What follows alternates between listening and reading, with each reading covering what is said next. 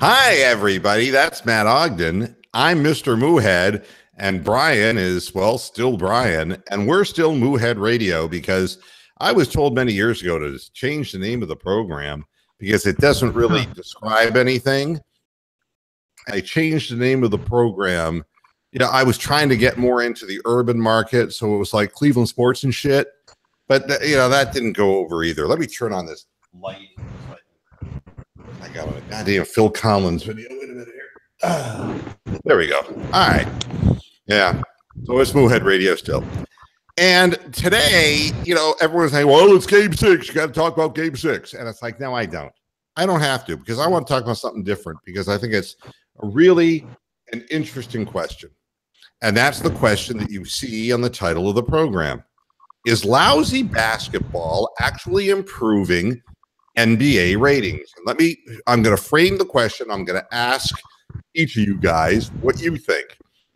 What I have discovered is in every game that I'm watching, not just the Cleveland games, but the Golden State Houston games, that it isn't so much about one team playing great basketball and another team playing shitty basketball. It's two teams really playing shitty basketball. And again, yesterday's Rockets game, like the one before it, was just a comedy of errors. And what we're seeing, and we saw it in game 5 with the Cavaliers as well, where every chance they had to get back into the game, they would just foolishly turn the ball over. Same thing that we saw from the Celtics in game 4. Every chance they had to get that 3-1 lead, they just foolishly missed shots that they would normally make. That there doesn't seem to be any input whatsoever from coaches, that the players have decided what they're going to do and that these timeouts mean nothing. And we're seeing some of the most bizarre possessions at critical moments of games. I mean, you had Golden State literally in a situation where they could have won the game and they have the ball with 6.7 seconds left. And what do? The first thing they do is, instead of just calling a timeout, they advance the ball. They pass the ball and then call a timeout, which means they have to go the entire length of the floor. They would have had 6.7 seconds with the ball in the front court to win that basketball game, and instead they had to start clear on the other end. And what do? They have a timeout. They're able to diagram a play. The coach is diagramming a play, and there's nobody under God's heaven that can tell me that the play design was to throw the ball to slow Steph Curry and get him trapped. And he was going to throw the ball on the run off balance to Draymond Green from 28 feet from the basket. And that was the design play by Steve Kerr. Nobody can tell me that. And all I'm hearing is how lousy a job Ty Lue's doing. But then I look at what's happening to all of these teams and saying, I don't think that any of the players are even listening to what the coaches are saying. They're just going out and doing whatever they want. But what's happening is that the games are all ending up close. And so people wind up watching until the very latest point of the game, because it seems like the outcome of the games are being decided in the last 10 seconds of the game, which is great for NBA ratings. Brian, first, is lousy play improving NBA ratings on television? I think overall, yes. I really do, because now it becomes more or less a coin flip as to what team is going to put together 5 or 6 minutes in the fourth quarter to actually go out and devastate the other team. I mean, you know what I can't understand? And I guess, it used to be about we were looking for dominant teams. And Matt, I'll ask you the same question. Are you watching these games? I'm watching like little bits and pieces. I watched a little bit of that Rockets and Warriors. I saw the Rockets won, so that was surprising. So that's how, obviously, it didn't increase your ratings as far as watching the games. But you see, my belief is that you end up with people excited and titillated about, final shot heroics when the game should never have gotten to that point in the first place. And I'm watching these games, and I am, I remember, when you had an opportunity to put your foot down on somebody's throat in the playoffs and get it done, you got it done. And instead, what's happening in these playoffs is teams keep letting one another off the hook. And they come into games saying that we're going to really have to be primed and ready to go. And then they come out, just like the Cavaliers did in Game 5, and just promptly fall behind by 16 points in the first quarter. There could be no way that with the roster that the Cavaliers have, as far as experience and veteran leadership, if they get tired in the end, okay, maybe. But in the first quarter, to allow an inexperienced Celtics team to grab a 16-point lead in a critical Game 5, you're just not trying. Your head's not in it. You're just not where you're supposed to be. And the coaches can't get the players' heads squared away. And the dumb fans, and yes, I'm calling the fans dumb, they're just wanting these great hero shots. And so we're sitting through minute after minute at crunch time of watching James Harden throw bricks up at the basket. I mean, 0 for 9 from three-point land. He was 5 for 20 for the game. I mean, he couldn't have been 21. worse. It was even worse than that. It was 21. It was that last one, the one that gets you every time. I mean, we're talking pathetic shit. Absolutely pathetic. And the thing is, that's your MVP. James Harden is going to win the NBA. And it's like, well, he made more 3-point shots. Well, he only shot 36% from three, folks. 37-year-old Kyle Korver shot a higher percentage of three than James Harden. James Harden just shot 722 of them this year. He shot so many more than anybody else. Of course he made more. But that doesn't make it good basketball. And to watch him hog the ball and fuck it up, and not only that, but turn the ball over, he did everything he could do personally to lose the game. And after the game, when they said to him, he's 0 for 20, by the way, in his last 23-point shots, 0 for, which is truly J.R. Smithian as far as being unbelievable, as far as shaving. Just a scintillating streak for him. We're waiting for him to make 1 out of 21. It's like the Browns and 1 in 31 on 3-point shots. And, everybody's getting all excited about, you got to give the ball to Harden down the stretch. Meanwhile, Chris Paul is carrying the freaking team, scoring 20. Not anymore. He's out with a hamstring injury. Yeah, and then about the end of the game, man, he lands funny on it, and he pulls a hamstring, and now he's got. And of course, after the game, they said to Harden, they said, "What about this inaccuracy from 3-point land?" And his response, "Who cares? We won. Who cares?" He's not going to put the team on his back. So Harden's not going to put the team on his back. You're breaking up, Matt. I didn't hear that. I said James Harden's not going to put the team on his back. No, what's obvious is he's going to put the team on its back. That's exactly right. And their legs are going to be like a turtle. Yeah, it's like inverted cow, tipped cow. Who cares? How about your fan base? Nothing matters to these players. The fact of the matter is, when you answer a question that way, that is a window into your soul. And do you think that anybody who doesn't give a flying fuck about the fan base gives a fuck about what the coach says to him? Do you think that Mike D'Antoni has any control over what James Harden does once the ball's in his hand? Hell no.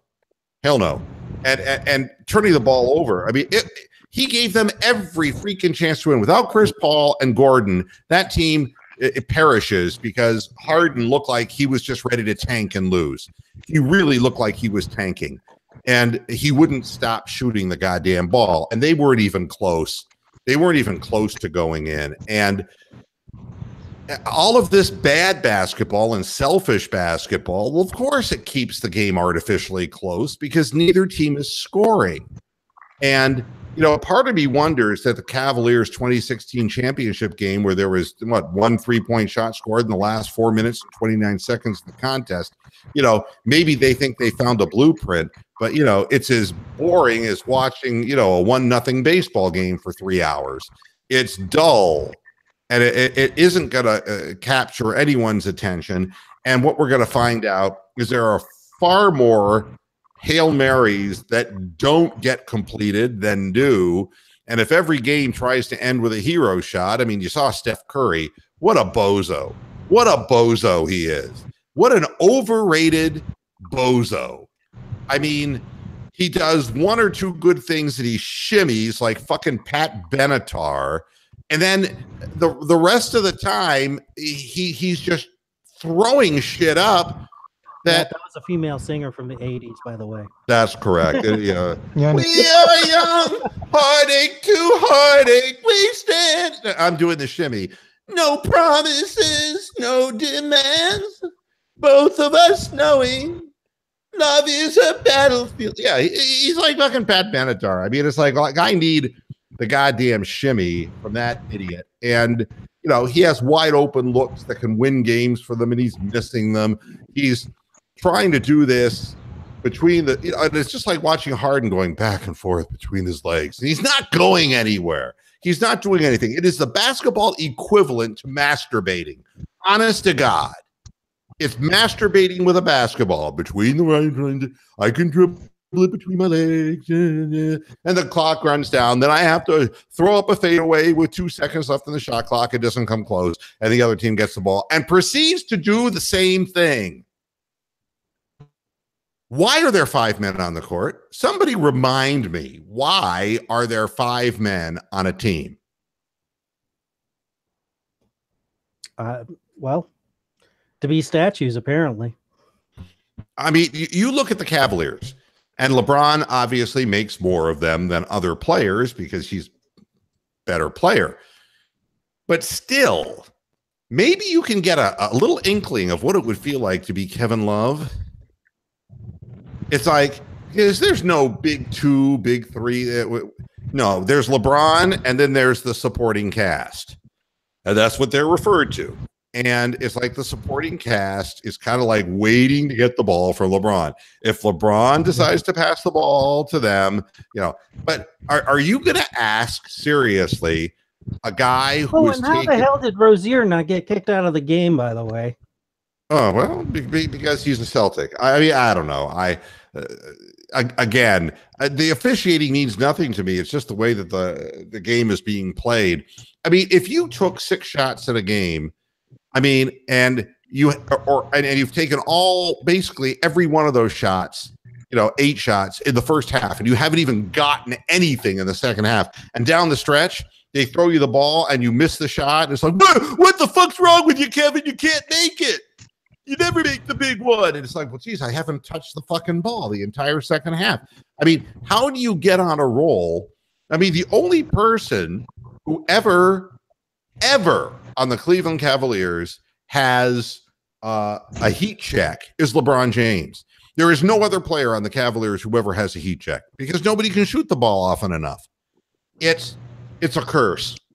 It is an absolute curse of professional sports that the league has succumbed to the marketing of the one-on-one Rucker Park style of play, and it has literally ruined the game as far as, whatever happened to, when the Cavaliers lost to the Celtics and LeBron left Cleveland the first time.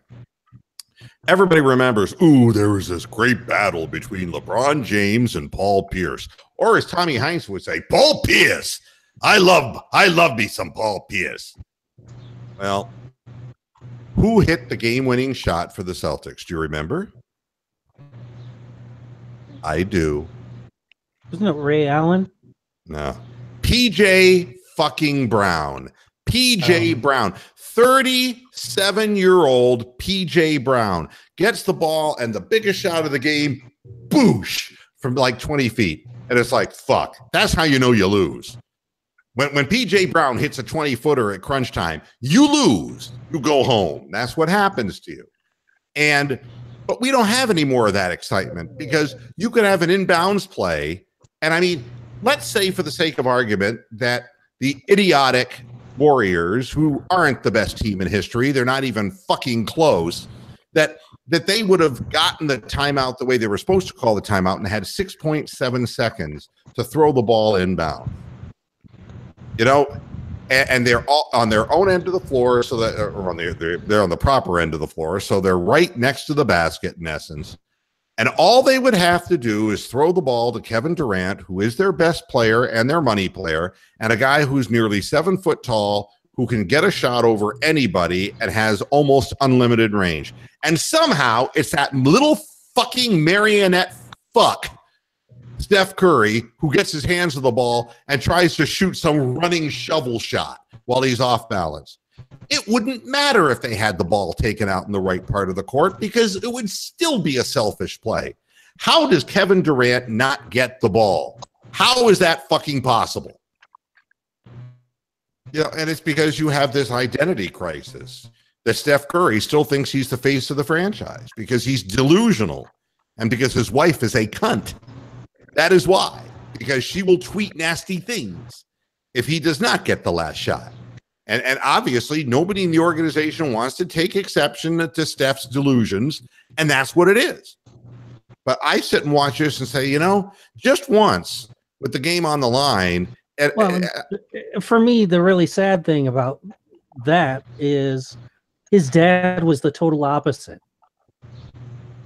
His dad, Del Curry, was about fucking team. He didn't give a shit about, you know, personal stats or I'm the best player on the fucking team.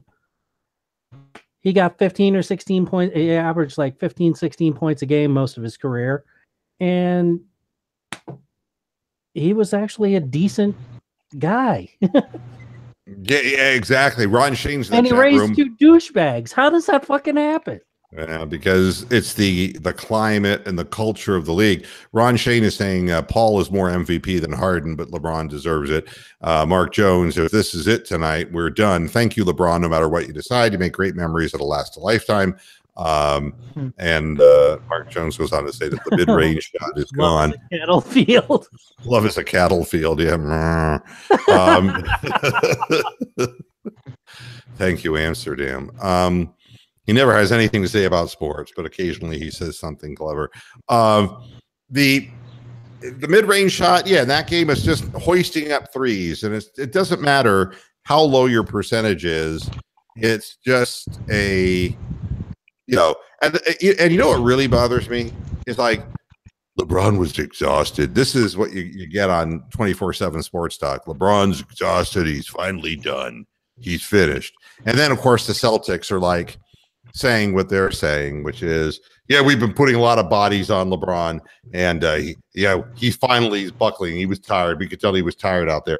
And it's like, you don't understand. You don't understand. Everybody puts multiple bodies on LeBron. Every team. But how many games has he played in succession this year? Most people would be gone. They wouldn't even be able to continue to play. Well, and I think that's a big part of why the play has sucked so bad this late in the season, is because they put in that stupid rule about, oh, you can't rest your players if they're not injured. It's like, well, then this is what you end up with. Well, there's no doubt that the injury pattern in the NBA has been influenced by all this. But again, it's like the Celtics want to take credit, and LeBron isn't done. LeBron isn't exhausted, folks. I mean, he may have been under the weather. He may have been fatigued. It could be any number of things. But if you are going to take the tack that you're switching around bodies has just defeated LeBron James, then you're going to lose Game 6, Boston, because you're setting yourself up for a bad situation.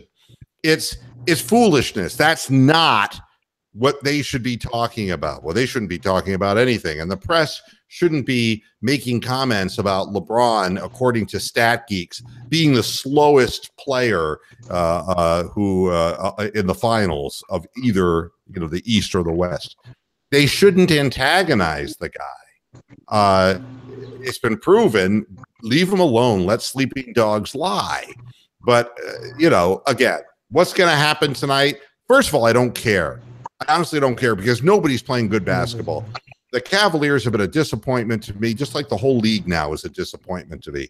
I mean, if you're the Houston Rockets and you're like this game away from just going home, you lose this game at home and you're finished, you're done.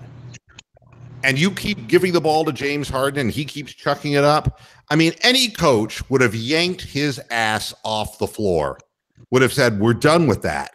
Until you learn to share the ball, you're not playing. That's what coaches do, but not in the NBA because the players earn more than the coaches and the coaches would get fired.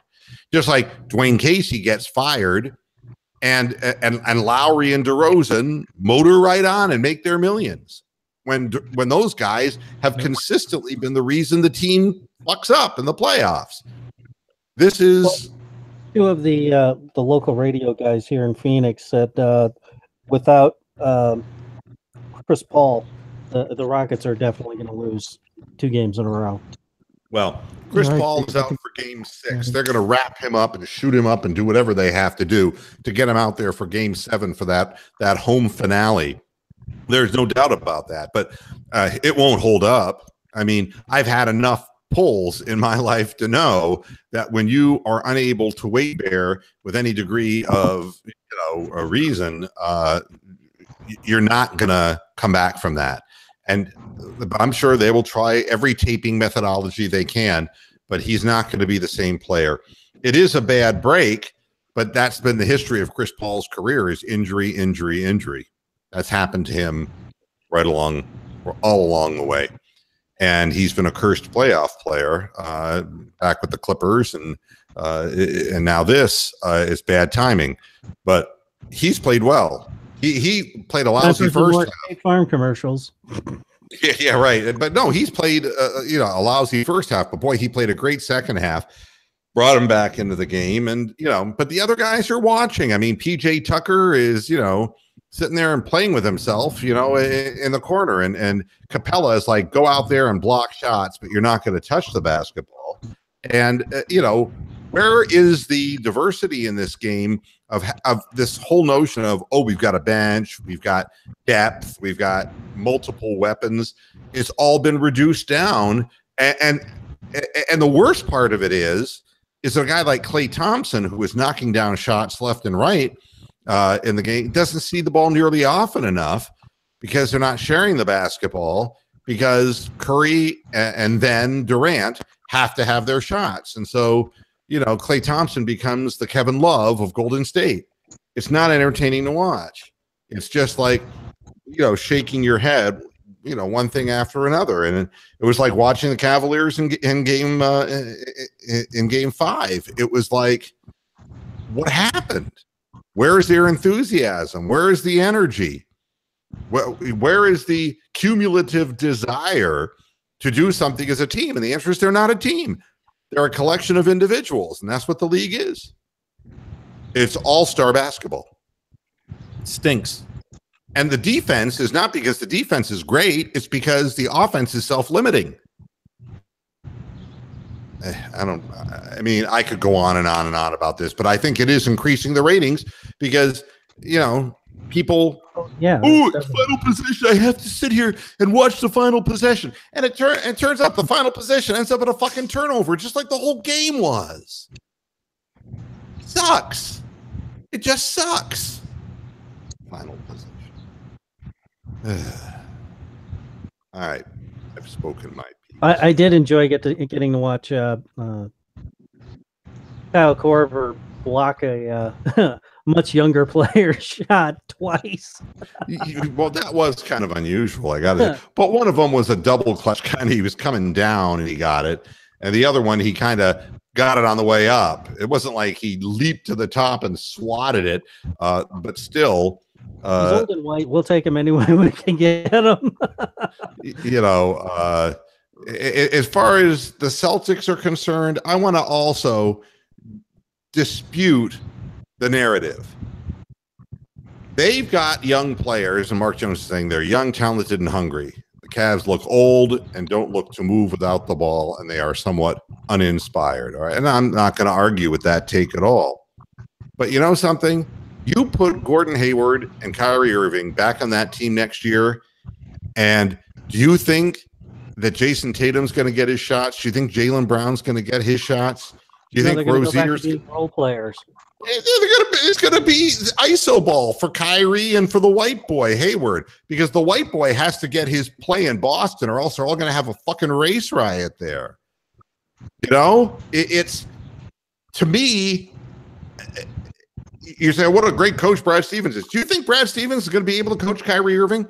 I mean, next year Kyrie Irving's going to do whatever he wants. If he wants to bone Brad Stevens' wife, he'll be able to do it because it's his last year in Boston. This is his contract year coming up. And they want him back. They need him. And so they're going to have to blow him. That's what it's going to amount to. And it's pathetic. It isn't going to be the same Celtics team. It's not going to be, Al Horford. Al Horford's never going to see the fucking ball. He's the glue of the team. Fuck that. They make glue out of old horses. I mean, that's what Al Horford is. Right? Oh, yeah. That's what Al Horford is. I mean, you think he's never going to see the ball with Kyrie and Gordon Hayward, Jaylen Brown, and Jason Tatum? No, he's gonna average 11 points and probably 5 or 6 rebounds, and that's it. That's it. And he's going to be platooned with all the young guys that are now really playing well. And Marcus Smart, you think he's going to get any looks from outside? Hell no. I mean, the people who are stepping up and making some really good plays for this team, I mean, the only minutes he's going to get are the times when they pull Kyrie Irving, or if Kyrie Irving gets injured during the season. That's the only time he's going to play. I mean, I think it's been the greatest thing in the world that Kyrie got hurt, because young players are proving that they can develop, they can learn on the fly, and they can actually play the game in an unselfish way. But it's not going to last, because as soon as that thing comes to an end next year, man, they're going to have to feed the dragon. There's no way that everybody is going to get their looks. And, and at the end of games, it's going to be Kyrie dribbling the ball between his legs, just like Harden. It's going to be the same thing. He's going to Uncle Drew for everybody. And I just vomit. I vomit at the whole thing, because that's not 5-man basketball is what it's about. That's why there are 5 men on the floor on each team. And my private parts is your aunties, you silly English knigget. Right. Your mother was a hamster. No, we're not even going to go there. Yeah. That was for Amsterdam. Yeah. I'm not saying that you want Tristan Thompson shooting the ball, equally. I'm not saying making the famous socialistic argument of basketball. But what I'm saying is, if the ball runs through a lot of different people, you're going to find an open man. If you run a Tristan Thompson or whoever through the middle of the key up to the top of the key, throw it into him, then he sends a diagonal pass out to the wings. You're going to have open 3-point looks. You're going to have other people who are going to be open, but they don't. They all run to the side. This is the same thing all over the league. They all go to either side of the court, which is predictable as hell, and then let Harden, LeBron, Kyrie, or whoever dribble the ball between their legs for the next 12, 14 seconds, make their move, and if somebody runs into the paint and tries to stop them, maybe they'll pass the ball. Maybe. But usually they'll end up shooting a fadeaway shot. And that's it. That's your possession. There. It is pathetic. Are you alive? You look like something from Madame Tussauds Wax Museum, Matt. Matt hasn't changed expressions for like 40 minutes. What the fuck? Okay, there. Okay, I thought it was a cardboard cutout. I thought it was a fat head of Matt. I didn't think that it was the real Matt. It's Matt sitting on his couch. I could do a step. Oh, wait. I have a telemarketer. Let's put a telemarketer on the air. Hold on. Here we go. Hello. Hello, this is Bianca. I'm calling from Nielsen. Sir, I do want to show you we're not selling anything at all. We're actually a national research company. Right now we're conducting radio ratings and building a spot report card for your local radio stations in the Landrum area. So this call may be monitored for quality purposes, but I do want to ask, did you listen to a radio at home, in a car, at work today? No, as a matter of fact, I used to own radio stations, and back in the days of Arbitron, and it's really interesting because they used to send out diaries. Remember? Okay, yes, sir. Well, actually, that's what we're doing here with Nielsen. Yeah, you know what the problem is? Oh, let me tell you, you don't send enough diaries out, and you need to get more diaries out because when you have too much of a margin of error when you're only sending out about 600 diaries for a metropolitan radio area. So I'm not interested in taking part in this, but I did want to make a suggestion in Nielsen not to make the same mistakes that Arbitron made and invest a little bit more money in your product and actually double the number of actual books or diaries that you send out. And you'll get a much more, and make sure that separate people are actually signing them and not one person in the household. Because if you send out 3 books to one house and one person is filling in all 3, it defeats the purpose. Could you talk to management about that for me? Yes, I definitely will. And I do want to thank you so much for your input. Okay, well, thank you. And I appreciate your call. You have a good one, Bianca. All right, yes, sir. Well, I do want to make sure that you can count this radio sir, before you go. No, and I can't do that because I'm biased because I'm a former radio station owner. You don't want me, but Okay, I see what you're saying. yeah, can't do it. But hey, I appreciate it, and you sound like a very nice gal, Bianca. All right, no, thank you. All righty, you be good. You too. Bye-bye. There you have it. Okay, I mean, I saw it was Nielsen, and that's the ratings company, and hey, I give free advice because I'm like a free consultant because I'm a fucking asshole. Okay. Danny DeVito once made a movie about rigging the Nielsen ratings so that one show that the mob was producing would be like the highest rated show over everything for like the entire season and would win. They were guaranteeing that it would win Emmys. Well, that's way back. They made it like way back in the 80s, like right after he did got off of Taxi. Yeah, it sounds like Death to Smoochie. That was another one of his great movies. So at any rate, I guess I'm done talking about the NBA because nothing that I say is going to change it because the culture of the game is the culture of the game, and we're bringing in college athletes now, if you want to call them collegiates, and young millennials. Yeah, that's right. And of course, they're learning how to, what they're doing is they play for 1 year in a college system that keeps games in the high 60s score wise.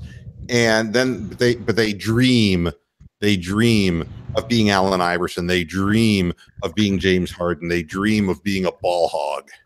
That's the meaning of life. So it's not going to change. That's the video game.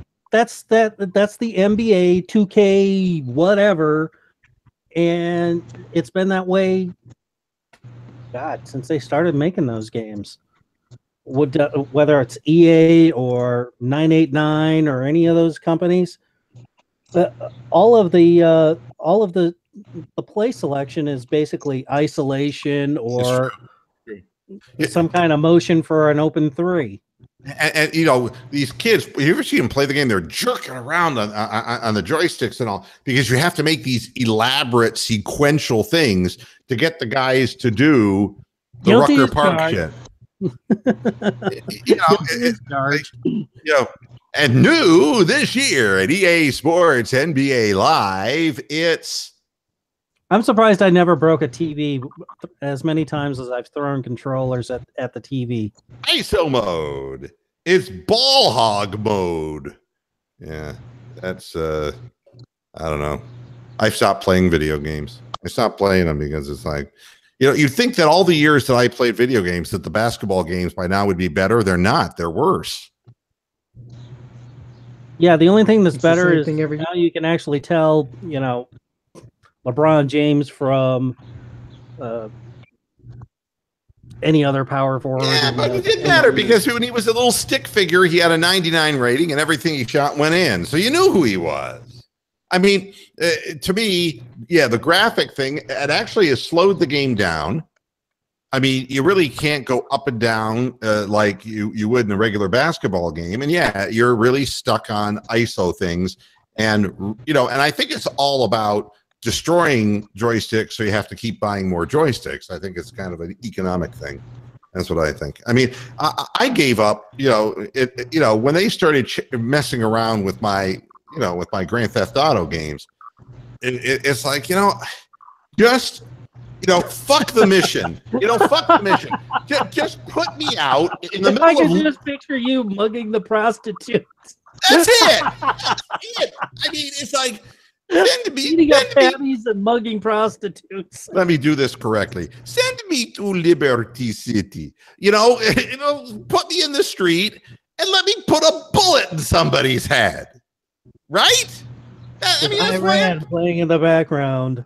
That's what I'm playing the game for. It's like some stupid mission. You got to drive your car here. You got to pick this woman up. Fuck that shit. I want to start killing people. I want to climb up on a truck, climb up into a little ledge area in a dead end road and hold myself up with unlimited weaponry and just start killing innocent people on the street. Let the cops come. Let the chopper come. I'll blow them all away. I'll James Cagney, old 1930s reference. I'll James Cagney my way through it until all my bullets are used up, unless I cheat and have unlimited.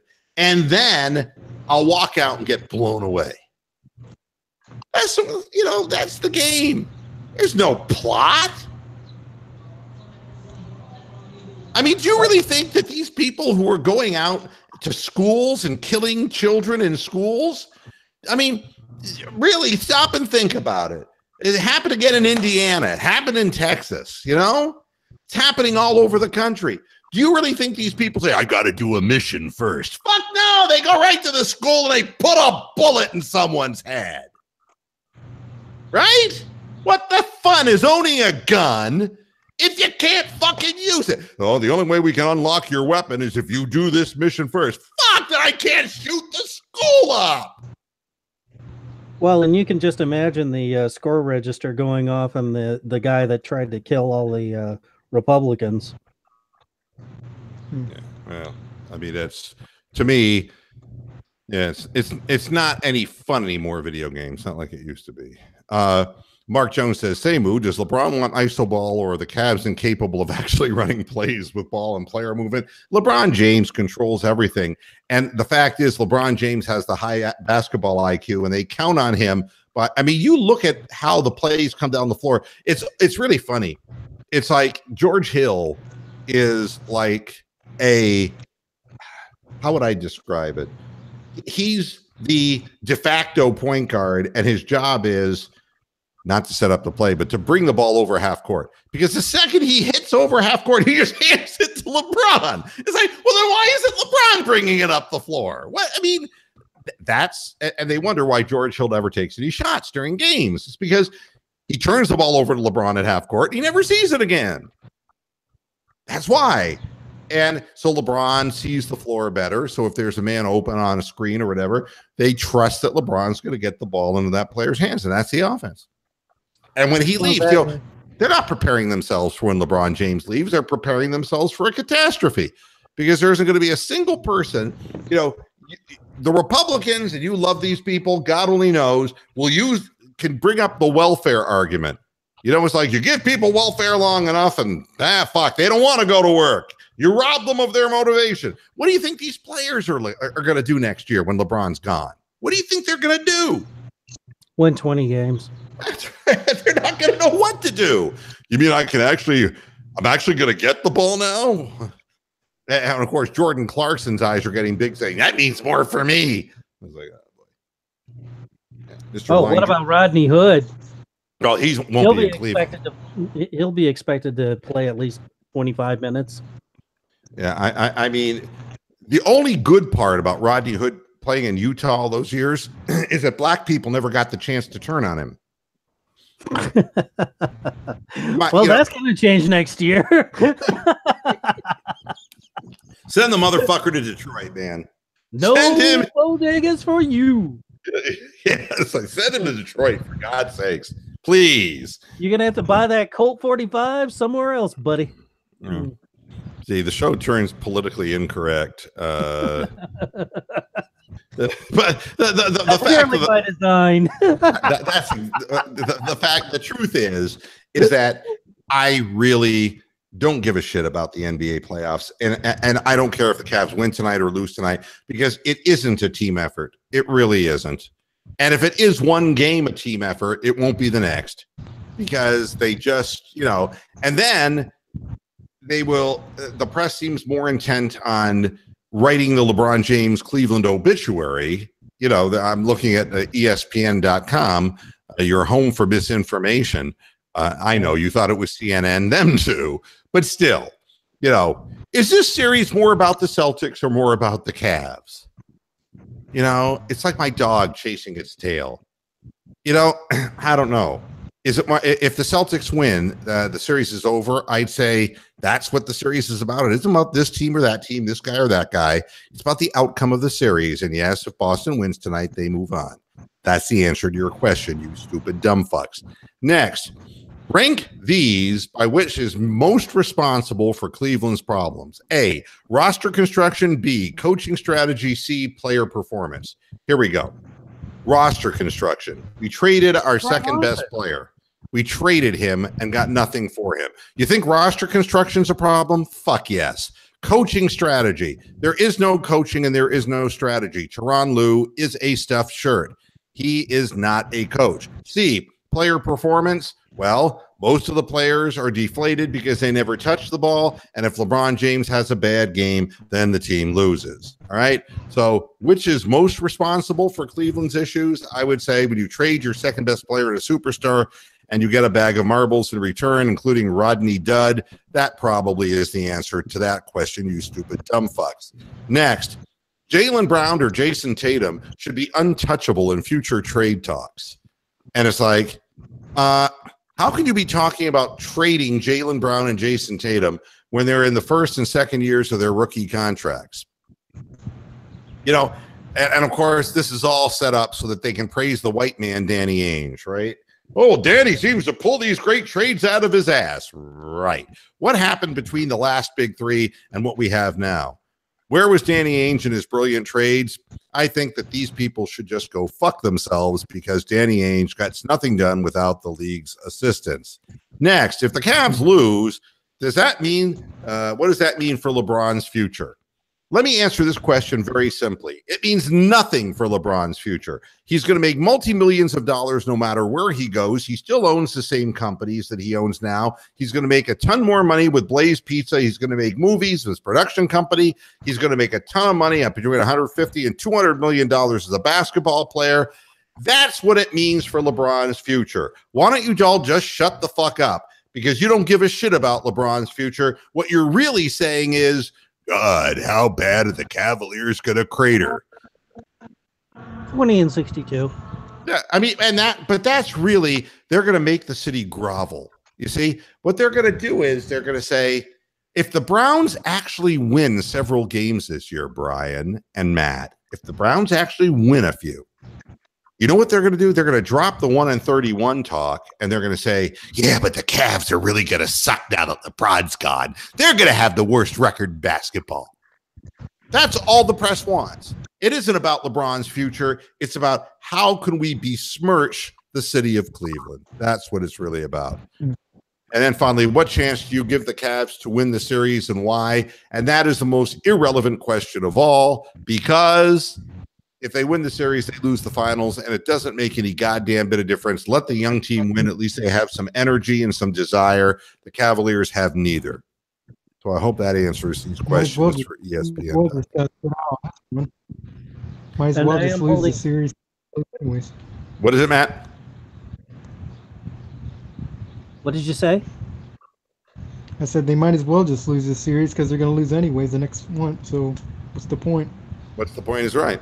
Now, before we get out completely, I want to ask. I am going to hold serve that I did predict the Celtics in 7. I predicted the Celtics in 6. So mine can come true first. Neener. But they're on the road. So they're duds on the road.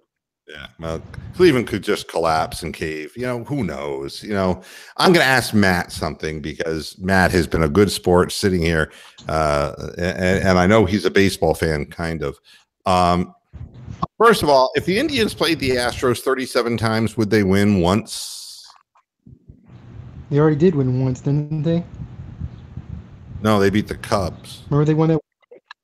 No, they beat the Astros in Houston, remember? Oh, did they once? Game?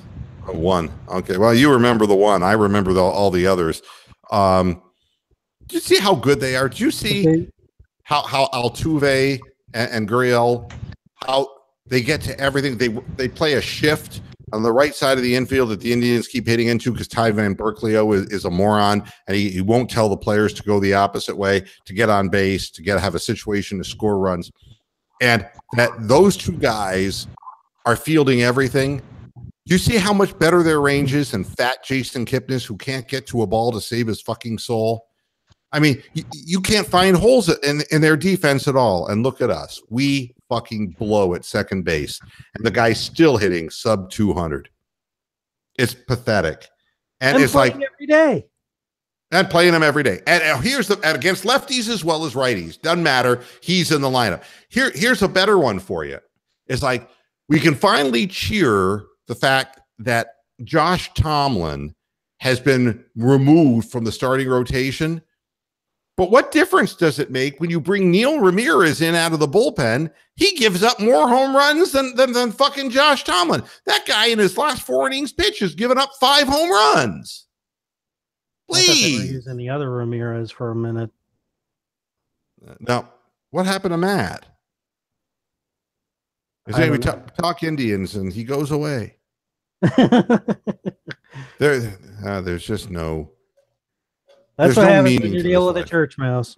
Yeah, there's just no. He goes right back into soul. God damn! Throw me a freaking bone.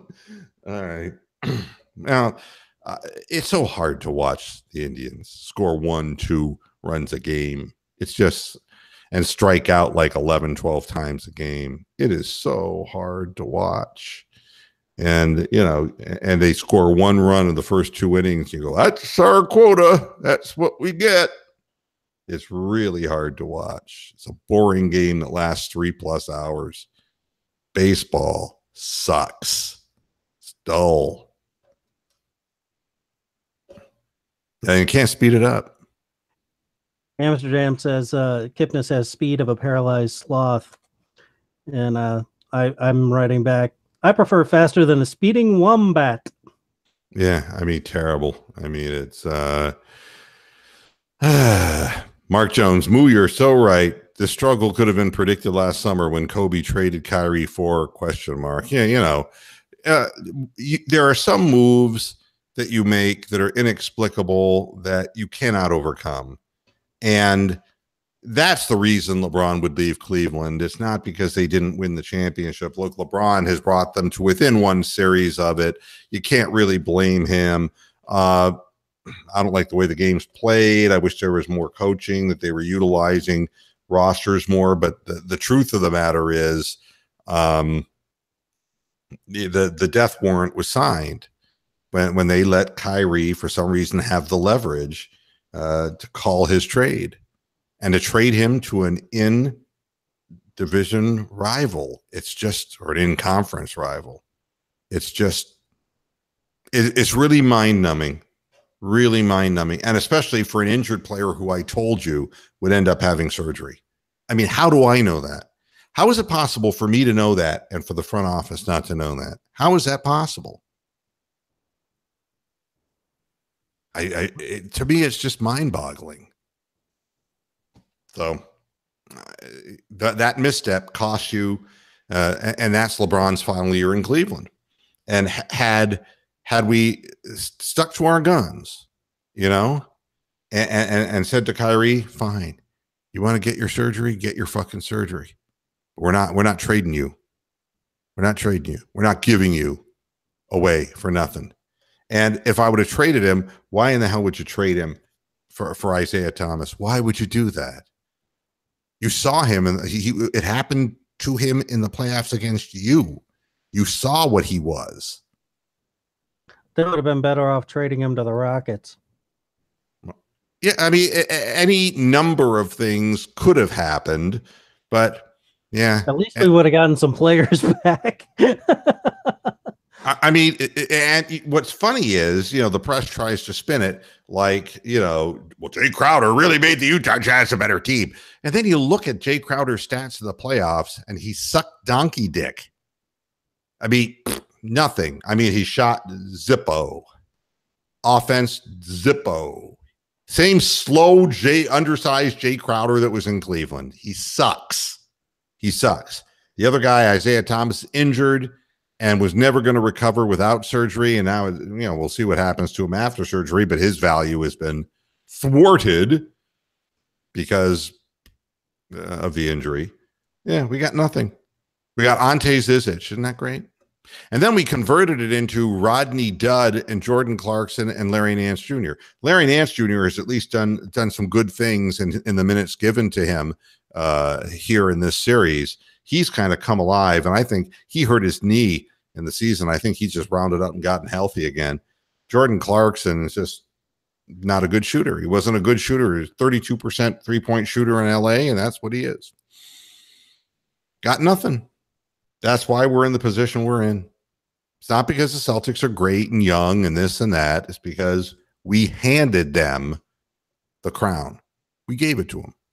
Do you realize that had we kept Kyrie Irving and stuck to our guns, there's nobody who would even stop our run to the finals. We wouldn't win the finals, but there would be nobody who'd stop us.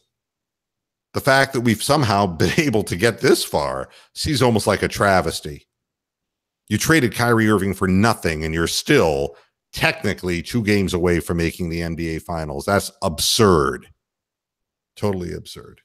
Ron Shane says, and to get rid of D. Wade before playoffs. And in my opinion, Wade was done. Yeah, Wade didn't put a fork in him. He was done. Well, but it was more than he was done in Cleveland. My feeling about Wade, it was already stated that, and we may be, by the way, one day away from me to spilling the beans on the Isaiah Thomas story and the locker room story. So be on the lookout for that. D. Wade was just sitting in the locker room after games watching Miami games. Now, nobody's running the ship when you allow somebody to do something stupid like that. Go home. Go home and watch the goddamn game. That's what we have DVRs for. Record the fucking game. You're going to sit in the locker room and you're going to ignore people so you can watch the Heat play. Fuck you. We're paying your contract. We're paying your salary. That's what was wrong with D. Wade. And when he went back to Miami, he didn't help them do anything either because he shot. He had little moments where he looked like, oh, he could still do this, but he couldn't put 2 games together, man. He's being held together with Scotch tape. Beer cans and baling wire. And he didn't play with LeBron. That was the thing. The whole idea was they wanted D. Wade to be the scoring option with the second unit because of his ego. You see, LeBron, hi, Chuck Steak. How you doing, buddy? Long time no hear from. Matt Ogden's phone died. He forgot to charge it. God. I hate it when that happens. Yeah, well, I'll tell you one thing. That's the difference between Matt Ogden and a Jewish American princess. The Jewish American princess charges everything. I have to offend. It's my job. Yeah, Chuck Steak goes back a long ways with me. Oh, it was charged, but it still died. His phone died. Oh, my God. It was charged. Do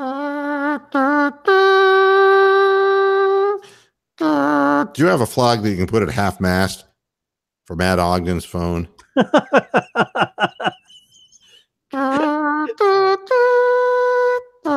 Yes. I could, but I don't think he'd agree. You know something? First it's Barbara Bush, and then it's Matt's phone. And these things happen in threes. I'm here to offend. It is my life. Yeah, Chuck Steak says 6 months. Yeah. Hey, that's a long time in cow time. Come on. Matt's like, you guys are crazy. We got you on the show. How crazy can we be? I want to go to Boca. So you get to pick. You get to predict the final score of the game. tonight's game. Yeah. Let's see. I'm going to say 101-94. Cavaliers. You're picking the Cavaliers. And you know something? I'm going to do something that I don't ever do. I'm picking the Cavaliers to win. So maybe they'll just lose. So this thing will just be over. All right. Because come on. They only got one more game after this. I did pick the Celtics in 6, and I still stick to the belief. And this is exactly how I said that it would happen, except I had a slight little wrinkle in it. No, I said they were going to lose game 2. Instead of at home, instead of game 3, but hey, cut me a little slack. But I'm changing my mind, saying the Cavaliers will win. The thing will go to 7, and then Boston will win in 7. But what difference does it make in the end? The NBA will get one more game out of this thing, and we'll see Charles Barkley again, trying to find his feet and all of that shit. God, and Shaq has gained weight. He's got to be diabetic. He's got to be. No, he's just raiding the free buffets. My God. And it's like, if craft services can't keep up with him. If he sells to one more company, I mean, my God, he's like the spokesperson for the General, that goofy insurance thing. And then what did I see him on the other day? It was like J.C. Penney. It's like Shaq. You're wondering why J.C. Penney's stock is in such difficulty. Well, also the home alarm thing where that's right. Cameras. He must be in debt. Like you could miss that fucker on camera.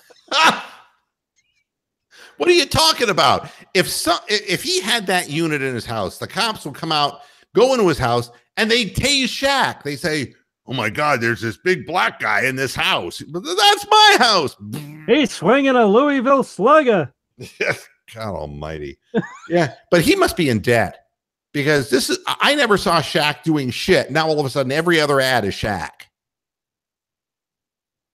It is like he's got to be paying off debts. Got to be. Well, he's selling his $29 million home in Orlando. Is he really? Yep. Shawnee lives in LA now, so what the fuck?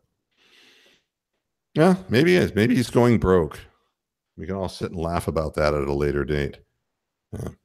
Well, that's it. It's 6:58, and I'm ready to promote Kazam too. 108-98. The Cavaliers win. Yuck. And and we'll be forced to watch a game 7. And that's it. I don't have anything else to say. All righty. We'll be watching more Browns OTAs over the weekend. Well, and we haven't even gotten into that. It's like, how come Baker Mayfield doesn't look very good? Well, he's throwing to third stringers and UDFAs. It's like, chill out, Cleveland. Tyrod Taylor's your quarterback. If you want to see Baker Mayfield, you'll see him in the preseason, and you can watch them on delayed basis on channel 212 on DirecTV. Games 1, 2, and 4, he's going to get a lot of fucking playing time. Yeah, sure he is. I mean, Drew Stanton has to get playing time. He does. You're just going to see him in mop-up duty in the fourth quarter. You're going to see Drew Stanton getting because let's face it, if Tyrod Taylor gets hurt like every other Cleveland quarterback has, then it's going to be Drew Stanton who comes in. It's not going to be Baker Mayfield. So, well, as long as they can release, I'm surprised Spencer Drango has lasted this long. I figured he would have been cut after the draft. No, I mean, again, you would think they'd let him go early, hoping that he would find his way onto a roster of one of their competitors. Or railroad tracks, whatever. Yeah, whatever. But yeah, you're not going to see that much of Baker Mayfield, but what you'll see in the fourth quarters of preseason games and get an idea. Let him work with the people he's working with, and he's never going to look good in the preseason playing with a bunch of third stringers who are just waiting to get cut. Just be patient, Cleveland. I mean, you got to crawl before you walk, okay? God, enough of this. How's Baker looking? That's it for this edition of Moohead Radio. Thanks a lot for tuning in. The talking bobbleheads don't help with that either. So no. Soon will Baker Mayfield be starting for the Browns? It's like, shut the hell up. The coach, the general manager both said Tyrod's going to fucking start. So leave it alone. Ask your questions of Mary Kay Cabbagehead. Dear Mary Kay, when will Baker Mayfield actually start? When will you ask an intelligent fucking question? I want her. Watch your head explode. It's like, tell me, you're in the locker room. Which of the Browns have the biggest dicks? At least be somewhat on top of something. I mean, obviously, Terry Pluto isn't going to go on there and say something like, Batonio has a huge schwanz. He's not going to say that. But, Mary Kay Cabbagehead, I know. I'm being offensive. Terry Pluto reminds me of the octopus from SpongeBob SquarePants. Looks like him, sounds like him. I can only see him in an overcoat now. It's a horror. With nothing underneath. He's got suspenders with pant leggings. I mean, the guy's a fucking pervert, man. I tell you, and he's got that balding look. He's just the perfect guy to be whacking off in an overcoat. He's the guy who lures you into the alley. Little girl. Yeah, fucking Terry Pluto. Or hey, it could be little boys. And it's like, and I'm here to do a book signing. Don't touch my book. Jesus Christ. Terry Pluto just signed my book, and pages 3 and 4 are stuck together now. Oh. Hey, at least he didn't sign your penis. Chuck Snake says, are you having a show on Memorial Day? What? Oh, wait. Somebody's asking an intelligent question of me. Are you having a show on Memorial Day, or are you taking the day off from the show? Well, it's a good question. And honestly, I think I'm going to do a show because we're celebrating on Sunday. We're having a big cookout here, and I'm having friends over. Yes, I do have a few. And Memorial Day is going to be something I can probably do a program. So it's likely that and I'm not expecting anybody to be around for it, but I'll probably record something. I'll be around. Oh, good. Well, yeah. So we'll put it up after it's done, and so you get it on archive. It's all good. All right. Thanks a lot, always, Brian. And I hope Matt's phone somehow resurrects, because it worked for Christ. You never know. I mean, an Android phone. Jab it with the spear of destiny. Yeah, I mean, it could happen. It could happen. An Android phone could it could come back alive again.